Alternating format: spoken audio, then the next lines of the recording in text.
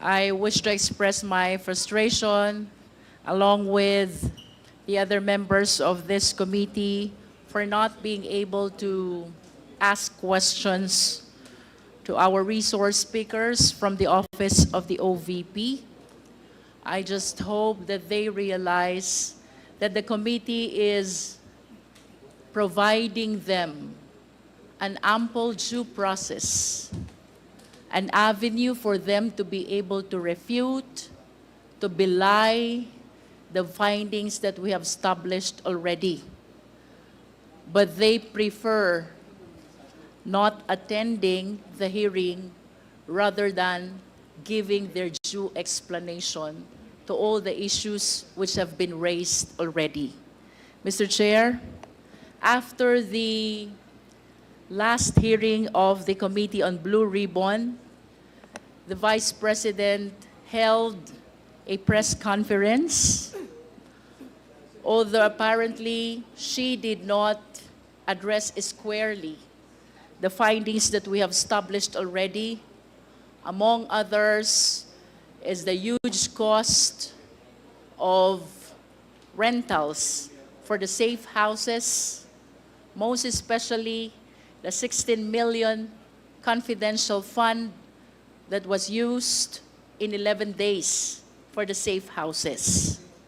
Second, the confirmation of Attorney Osayas with regards to the receipt of DepEd envelope payola, which has been testified to already in the previous hearings by Yusek Mercado. And third is the denial of the AFP of having received any fund from the DepEd with respect to the Youth Leadership Summits and the information and education campaign which were conducted. Nonetheless, Mr. Chair, there's one remark of the Vice President which indeed captured the attention of this representation. And if I can ask the Secretariat to please play this video clip of the press con.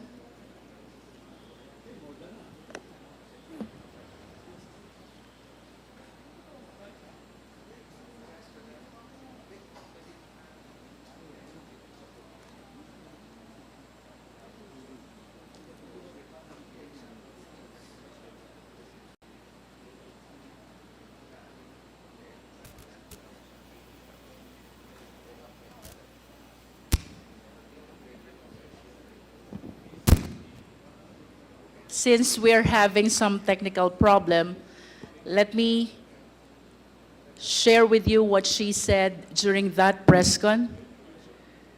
She said that the DepEd Confidential Fund ay ginamit para magbigay ng impormasyon sa militar at sa local government units kung saan dapat gawin ang Youth Leadership Summits at ang Information Education Campaign.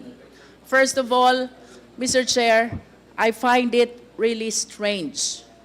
A civilian office like the Department of Education is the one which will be providing a confidential information to the military and the LGU with respect to national security.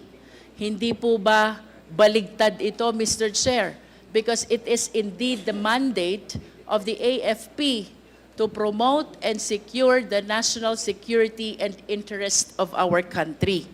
Pero dito po sa naging pronouncement ng ating Vice Presidente, she said, ang confidential fund ng Department of Education ay ginamit para magbigay ng impormasyon sa militar at sa LGU kung saan dapat gawin ang Youth Leadership Summits at ang Information Education Campaign. Mr. Chair, I wish to invite the attention of the committee to the certifications that were issued by the AFP and were submitted by the DepEd to COA in support of the utilization of the DepEd Confidential Fund, and the same provides YLS and IECs are conducted to prevent recruitment of teachers and students by terrorists and insurgents. May we request Attorney Camora to please confirm kung ito nga po ba ay nakasaad sa certifications ng AFP. Attorney Camora. Mr. Chair. The certification submitted by AFP to DepEd and which were subsequently submitted by DepEd to COA in support of the utilization of the DepEd Confidential Fund provides, among others, that YLS and IECs are intended to prevent recruitment of teachers and students by insurgents and rebels. That is what is contained in the certification, Mr. So you Chair. confirm. Yes, Mr. Chair. And having said so, Mr. Chair, we must understand that there are 4 existing programs of DepEd. And I wish to know also from COA, sang program po ba pumasok ito? Because we have to understand that each program has their corresponding expenditure of the confidential fund. Can we please flash each program along with the corresponding expenditures? The program includes counterinsurgency, abuse prevention and control, anti-illegal activities, and anti-extremist or terrorism activities. Ang bawat programa pong ito ay may kanya-kanyang expenditures ng confidential fund. And if we can show this table, Secretariat, please. The table shows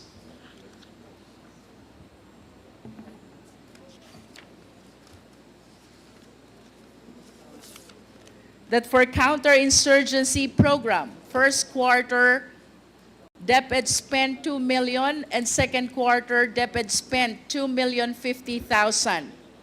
The second program is abuse prevention and control within schools, and expenditures for first quarter, 2.130 million. Second quarter is 2.370 million.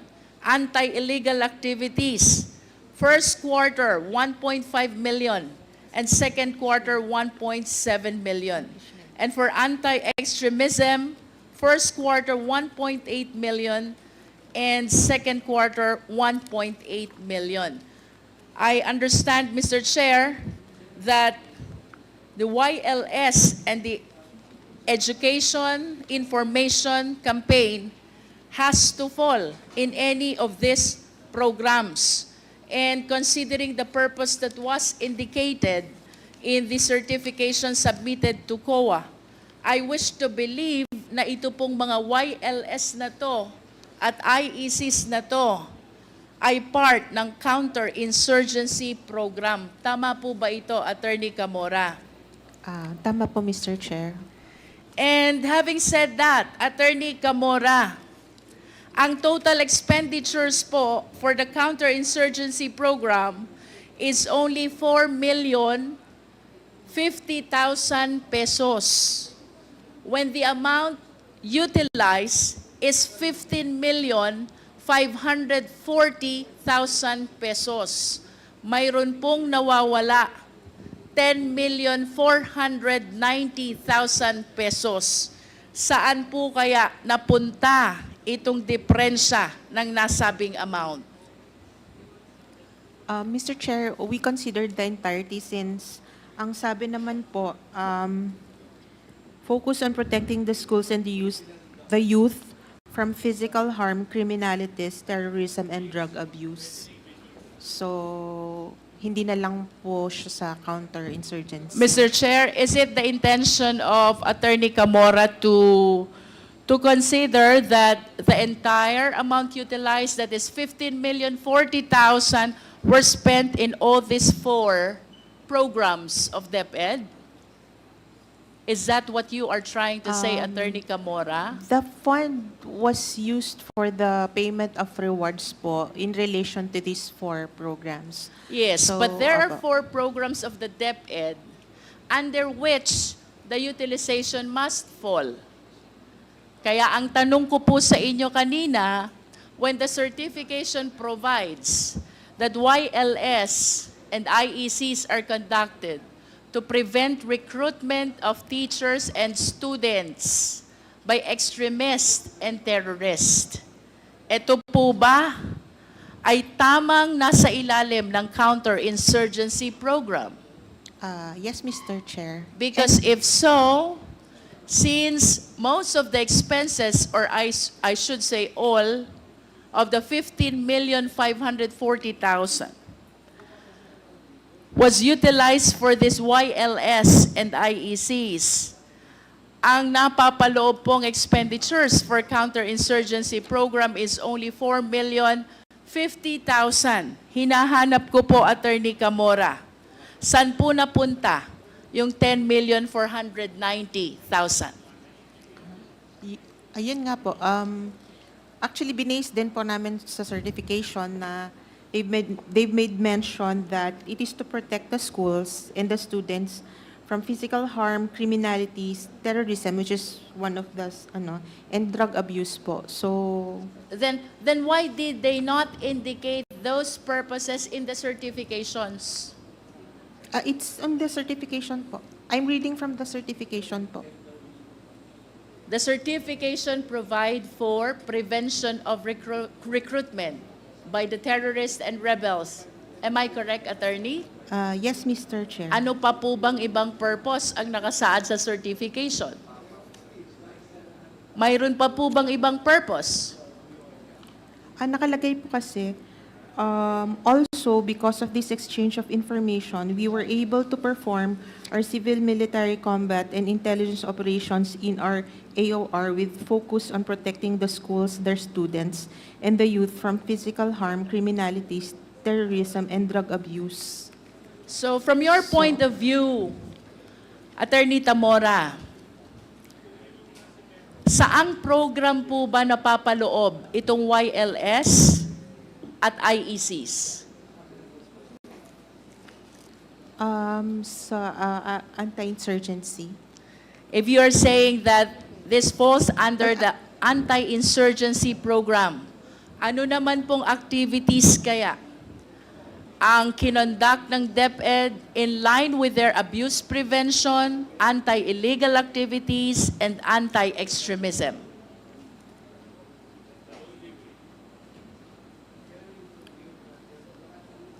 Based din po dito sa YLS, yun pong other purposes nung YLS. In other words, Attorney Tamora, you will agree with me that all the certifications pertain to YLS and IECs only. Pero meron pong other purpose po kasi silang nilagay sa certification. Then please enlighten us what activity falls under abuse prevention. What activity falls under anti-illegal activities? I think the YLS activities also included, yun nga po, lectures on drug abuse, criminalities. Are you not particular about defining, identifying sang programa po ba ito na papaloob? How are you able to account the expenditures if you are not even aware kung saan programa kasama yung mga activities ng DepEd? I think that was not part of the yung naging part nung review nito. Dahil nung nagpasubmit po kami ng sa rewards. I will raise the same question for the last time, Attorney. You were saying that the YLS and the IEC fall under counterinsurgency program. Yes, Mr. And that is Chair. only 4,050,000. Yes, Mr. Way Chair. below the 15,040,000 confidential fund that was utilized by DepEd.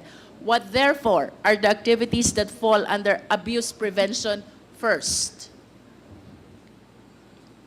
Mr. Chair, ito lang po yung naging basis namin, Mr. Chair. I understand that this 15 million is not even a subject matter of an AOM or an ND. Tama po ba ako? It was a subject matter of AOM po. And then what happened with the AOM? And then this is their answer, yung certification po. And you simply adopted this. Yes po. And you agree with me that it is not clear with COA kung anong activity ang pumasok in every or each of the 4 programs. Hindi na po namin kinategorize, Mr. Chair. I wish to invite the attention of the committee to the total amount spent for all these programs. Nasa ilalim po.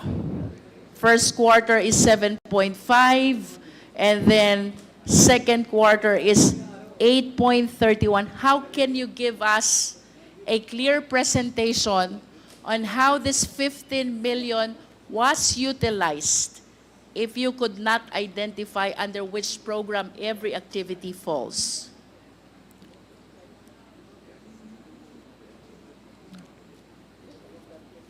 Ano po bang ibig sabihin ng pagtango nyo, attorney?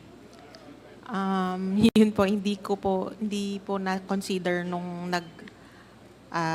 evaluate po na i-categorize siya according to the programs of the DepEd. But can you confirm to us, yun po bang certifications na sinasabi nyo, which is stated that YLS and IECs are intended to prevent recruitment? Pare-parehas po ba yan? O may iba pa pong purpose na nabanggit? Ayun po, yung isang certification may ganun pong nakalagay na other purpose. How many certifications are we talking about, attorney? Dalawa lang. For the entire 15 million, 40,000 pesos confidential fund of Pero DepEd. ilan?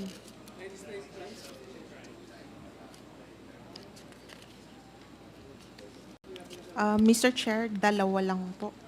Dalawang certification lang po. And I think it will be very easy with you at least to categorize, Attorney Camora. San po bang program na pasama yan? Dadalawa naman pala. Can you please read the purpose of the first certification?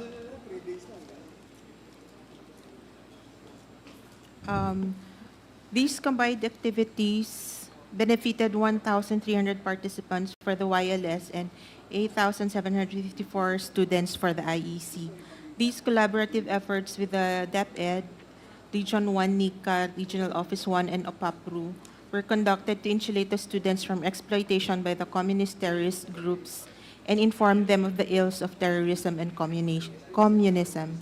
Would you Then agree with first- me that that is counterinsurgency program? Yes, Mr. How Chair. much is the amount indicated? There is no amount indicated in this particular There is no amount certification. indicated. How about the other certification? Can you please read to us?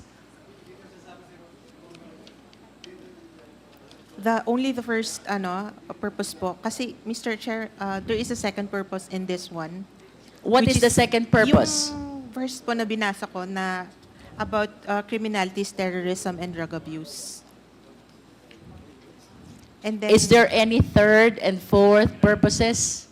No, Mr. Chair. Wala na. First Opo. and second. Yes, Mr. So in other words, the certifications provide, first is the counterinsurgency, and second, it encompasses the 3 other remaining programs. Yes, Mr. Chair. However, I wish to manifest, Mr. Chair, that the COA should be able to identify under which program each expenditures fall, because if I will be basing our interpretation to the certification which states as primary purpose that the YLS and IECs are conducted to prevent recruitment, then it means that the program which is being implemented by DepEd is the counterinsurgency program.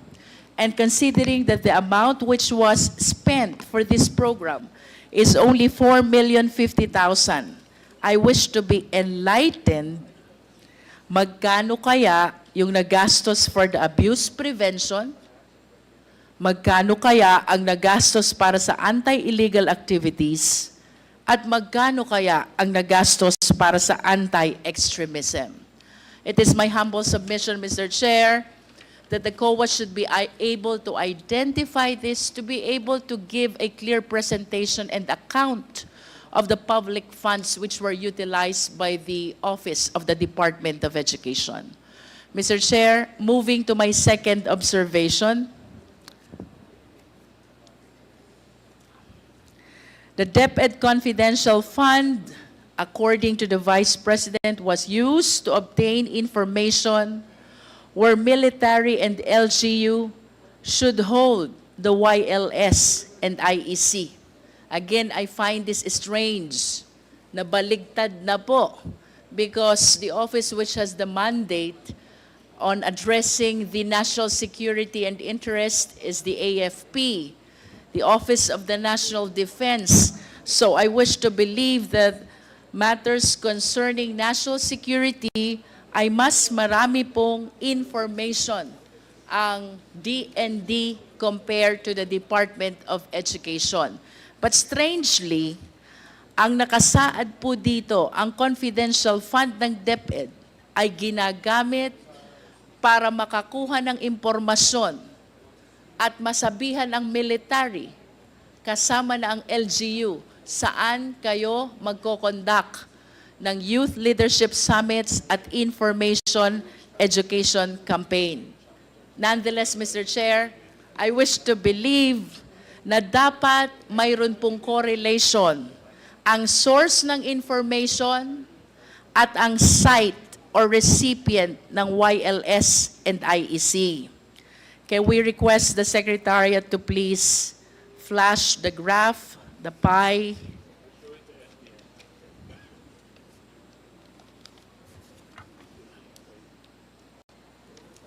Mr. Chair, the payment of rewards indicated in our graph shows, or should I say, is not consistent with the location of the recipient where the YLS and the IEC were conducted. Ang sabi po dito sa ating graph, nagkaroon ng payment of rewards sa Zamboanga del Norte, sa Zamboanga del Sur, sa Zamboanga Sibugay, sa Basilan, even in Sulu, Ilocos Norte, Ilocos Sur, La Union, Bulacan, Nueva Ecija, Zambales, Camarines Norte, Camarines Sur, Albay, Sorsogon, Masbate. However, Mr. Chair, the total of the payment of rewards is only 4,282,000. Again, if we compare this to the total amount of confidential fund, which is 15,540,000 pesos. Ang question, saan naman po kaya nadala itong nawawalang 11,258,000 pesos? Can we ask Attorney Camora, mayroon po ba kayong nakita sa inyong pag-audit? Saan ho ba nagkaroon ng YLS and IEC na hindi consistent sa location ng payment of reward? Mr. Chair, yung location ng YLS and IEC is based on the certification po. These are the areas covered po nung activities. On the other hand, sa DepEd po, yung payment of rewards, pwede po kasing yung informant is nasa ibang lugar or address po kasi niya yon or address niya kung saan man siya. That is saan a man possibility, but Opo. I am certain that you were not able to inquire about that information anymore. We don't inquire po beyond the I understand, but are you acknowledgement really receipts. allowed to assume? Kasi what you are telling us is just an assumption. Pwede po na ang source of information ay nakatira sa Batangas. at magbibigay po siya ng impormasyon tungkol po sa Zamboanga del Norte. How do you think a person residing in Batangas will be familiar on what is going on in Zamboanga del Norte? That is a personal ano lang po. But actually po, table audit lang po talaga ang audit ng confidential funds. So, it's talaga po kung ano yung sinubmit na documents. In other words, Attorney Camora, you do not pay attention anymore even when the source of information are residing in places far from the site of the youth leadership summits and the information and education campaign. Hindi na po namin pinagtugma But were you able to see and observe these inconsistencies during your auditing? Nakita niyo po ba yon? I believe so. That is why you stated earlier na pwede naman pong nakatira sa ibang lugar and he will be giving information about another place.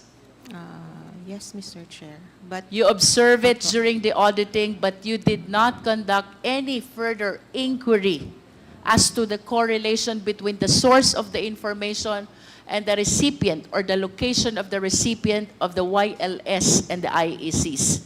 Do you agree? yes, Mr. Chair. Hindi nyo na po pinansin. Mr. Chair, to conclude, dito po sa dalawang slides na ating ipinakita, if we will be anchoring our analysis on the programs of DepEd, it will appear that only 4,250,000 was spent for the counterinsurgency program, Mr. Chair. And therefore, there remains an unaccounted amount equivalent to 10,490,000 out of the total confidential fund, which is 15,540,000. Meanwhile, Mr. Chair, if we will be anchoring our analysis on the location of the source of information and the location of the recipients of the Youth Leadership Summits and the Information and Education Campaign, what is consistent with respect to their location is equivalent only to the amount of 4,282,000 pesos. So, there remains also an unexplained amount of 10,490,000 pesos. Nasaan naman po kaya itong amount na ito? Mr. Chair, in conclusion, I wish to believe that the confidential fund of the Department of Education was not properly recorded at its best, or misspent, or misappropriated at its worst. It is the humble submission of this representation that there is a prima facie case of malversation, and in addition, an apparent case of breach of public trust. For us to be able to know whether there is malversation, 4 elements must be present. Number 1, there must be a public official. 2, he is the custodian of fund. 3, the fund must be for public purpose. And 4th, the public official took, appropriated, misappropriated, or consented, or through abandonment or negligence, permitted another person to take them. For the information of the public, ang malversation po can be done intentionally. We call it dolo, which is with criminal intent. And it can be done as well by negligence. We call it culpa, or by negligence. In other words, with or without criminal intent. If the four elements are present, which I believe they are present, there's a prima facie case of malversation. With respect to the breach of public trust, this is the violation of public's confidence in a public officer's ability to serve with integrity, impartiality, and in accordance with law. Public trust is mandated by no less than the fundamental law of the land. That is the Philippine Constitution. We wish to express our utmost trust and confidence to the 19th Congress of the Philippines in addressing the apparent infractions of our rules on malversation and breach of public trust. And to the Filipino people, Mr. Chair, rest assured that this committee will legislate the necessary laws to safeguard not only confidential fund, but all public funds. Likewise, we commit to recommend the filing of the necessary actions against people found liable for committing these infractions. Thank you, Mr. Chair.